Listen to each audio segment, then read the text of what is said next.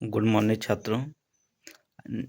नदी चैप्टर का दूसरा पार्ट पे अध्ययन किया जा रहा है। जैसे जो हमारे गंगा की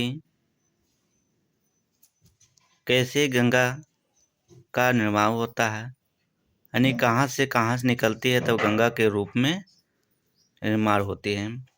जैसे हमारा देवप्रयाग है, देवप्रयाग से जस्ट ऊपर जाते हैं रुद्रप्रयाग, और रुद्रप्रयाग से होते हुए कर्णप्रयाग, कर्णप्रयाग से हम क्या जाते हैं नंदप्रयाग, नंदप्रयाग से आगे जाकर हम क्या हो जाते हैं विष्णु प्रयाग हो जाते हैं।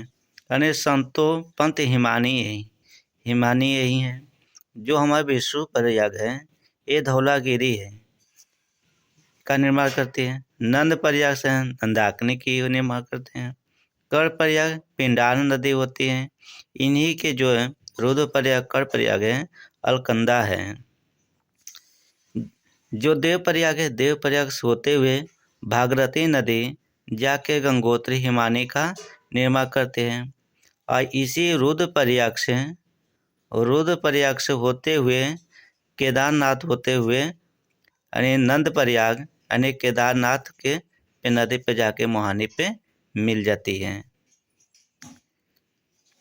जब देवप्रयाग होते हुए हरिद्वार की तरफ जाती है, हरिद्वार की तरफ, तब ये जाकर कन्नौज, जो कन्नौज से थोड़े से ऊपर जाके ये रामगंगा नदी का निर्माण बनाती है जो उत्तराखंड में है।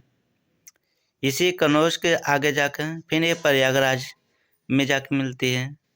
प्रयागराज और कन्नौज से आगे बढ़ के ये घाघरा नदी पे चलती है जिसे गोमती नदी और शारदा।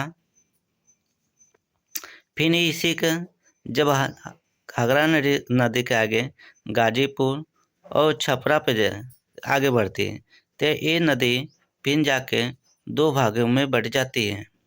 छपरा से जाती है तो काली यानी पीलीभीत में जाकर जो फुलहर झील के निर्माण करती है। इसी के फिर एक कराली नदी होती है। फिर इन्हीं के आगे चलकर ये घटना के कारण फिर आगे बढ़ती है तो ये नदी घाघरा के से होते हुए फिर आगे कहा जाते हैं गंडक कोसी में चली जाती है यानी बिहार की तरफ। फिर इसी के आगे जाती है कोसी, एक गंडक होती है एक कोसी होती है। फिर इसी के आगे चलते हुए कर्म दूसरा नदी बनाते हैं, जैसे फरक्का बैराज के होते मार्ग पे जाती है महानंदा यानी दार्जिलिंग की पहाड़ी पर निर्माण करती है। जब ये दोनों आते थे अंतिम सिरा पे ये आती हैं तो ये कहाँ चले पद्मा नदी यानी हुगली नदी को दो भागों में फिर बांट लेती है, जैसे सोनपुर कुर्सैली दामोदर नदी। जब इन्हीं की छपरा होते हुए जब आती है दूसरे तरफ नदी का निर्माण, जैसे नीचे का अमरकंटक पहाड़ी के तरफ होती है जिसे सोन नदी के। ये प्रयागराज से इसी नदी को आते आते तीन भागों में बढ़ जाती है। तो पहला है केन यानी कैनूर पहाड़ी एमपी तरफ में। फिर इसी के आगे जाती बेतवा बिंदवा पर्वत में। अगला है चंबल इंदौर में, यानी यमुना नदी होते हुए ये निर्माण करती है। यमुना नदी होते हुए इन तीन मार्गों के अभी गंगा की जैसे ही यमुना नदी भी ये नदी बड़ी है।